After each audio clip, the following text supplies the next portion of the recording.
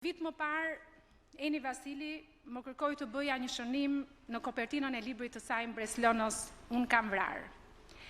10 portrete grasht të burgosura për vrasje.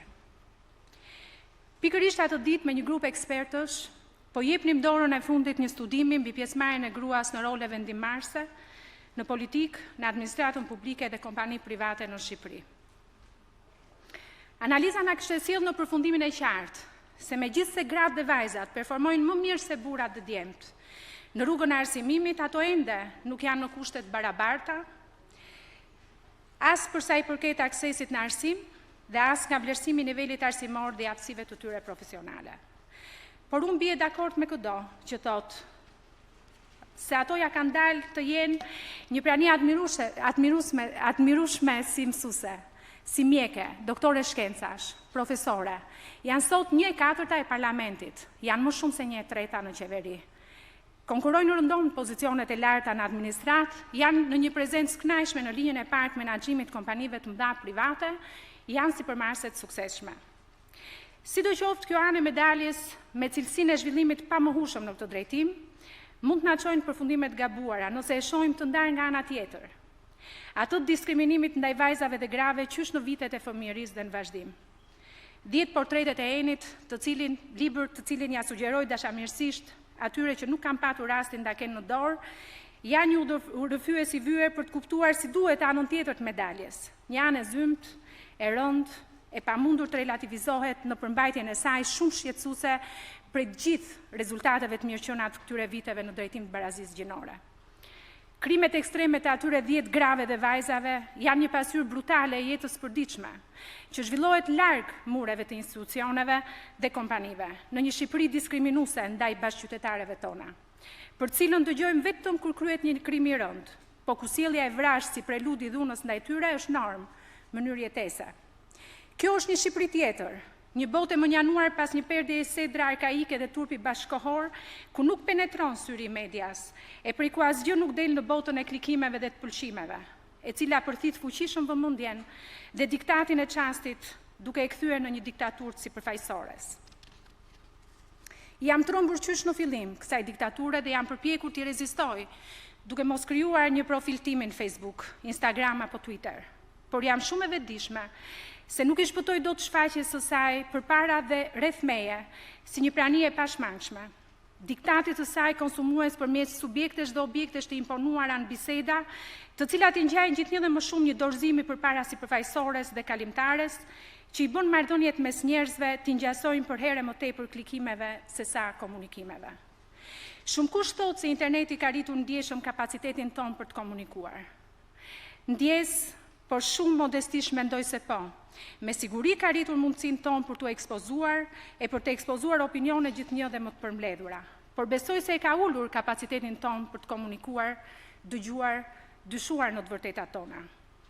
Dhe nuk është as pak rastësi që 10 portretet e Enit dhe mira dhe dhjetra mira portrete grash dhe vajzash që jetojnë jashtë mureve të ekspozitës së madhe virtuale të klikimeve dhe pëlqimeve, janë sot edhe më të ndara dhe më të izoluara, prej realitetit tonë ku progresi i madh në këtë drejtim është një pengesë më vete në rrezen tonë të vështrimit.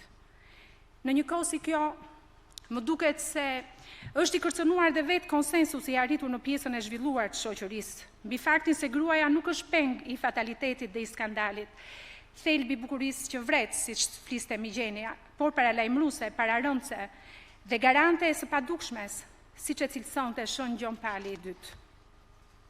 Pra i të mirës, virtytit, historive të vërteta të suksesit, ato për cilat flitet më pak, ose nuk flitet as pak.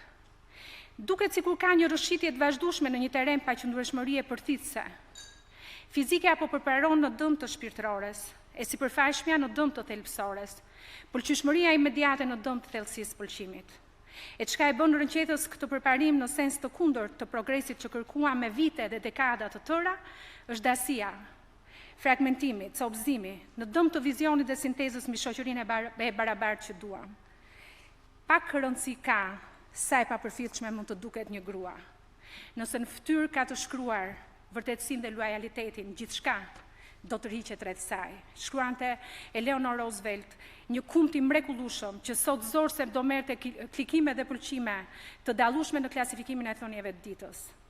Historia e qytetërimit me uljet dhe ngritjet e saj mund të lexohet si një produkt i ligjit të forcës, të interpretohet si shuma e ndjesive të frikës së gjithë secilit. Më duket pikërisht se është sfida e grave të kësaj epoke qytetërimi, konsolidimi i demokracisë dhe qëndresa ndaj tundimit për t'i paguar haraç frikës. Thoshte zonja Roosevelt, aq shumë kohë më parë. Po sot, kaq shumë kohë më vonë, kur jo pak çështjet shoqërisë dhe të vetë grave, që dukeshin si të zgjidhura parimisht një herë për gjithmonë, çfarë duhet mendojmë dhe si duhet të reagojmë ndaj haraçit të frikës për rivënies në diskutim të tyre? Si duhet reagojmë ndaj shfaqjes së përditshme të relativizimit brutal të normave etike, vlerave shoqërore, nocioneve të zvërtetës dhe gënjeshtrës? Si duhet reagojmë ndaj eksodit masiv të fëmijëve tanë nga bota e leximeve në botën e klikimeve?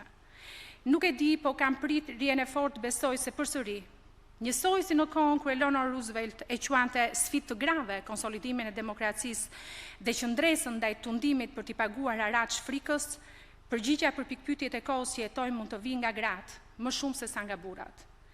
10 portretet e Eni Vasilit janë përgjigja e dëshpërimit më ekstrem, që mund të na vlesë një arsye shumë e fortë.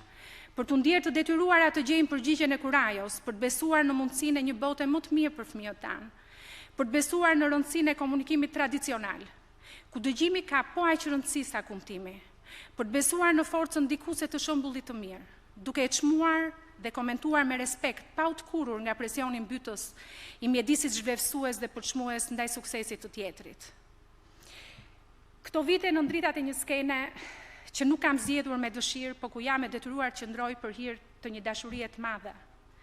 Kam parë që shpesh na qëllon edhe ne grave me profil publik, ta gjejmë veten përballë një pasqyre ku imazhi jon zgaravitet. Kjo më lëndon padyshim, por mbi të gjitha më lëndon indiferenca e përgjithshme ndaj të vërtetës, të cilën ju, kush më shumë e kush më pak e keni provuar, në sensin e zbrasisë që krijon brenda vetes përballë një cënimi të padrejtë. Sepse të gjitha dhe të gjithë për fat të keq jemi gjithnjë dhe më të prirur të mos i marrim seriozisht cënimet që na bëhen përdit masivisht në këtë mjedis ku shuplakat publike të akuzave, shpifjeve, fyreve janë bërë rutinë njësoj si klikimet. Po në fund të ditës një pyetje pa përgjigje mbetet. Çfarë po u bën e do t'u bëj fëmijëve tan i gjithë ky transformim radikal në stomakun e shoqërisë? Sot në mëngjes, Zao me sinqeritetin e një bebeje, duke më parë bukur, drejt në sy, më tha diçka që më befasoi. Mama Linda, ti je shumë e bukur.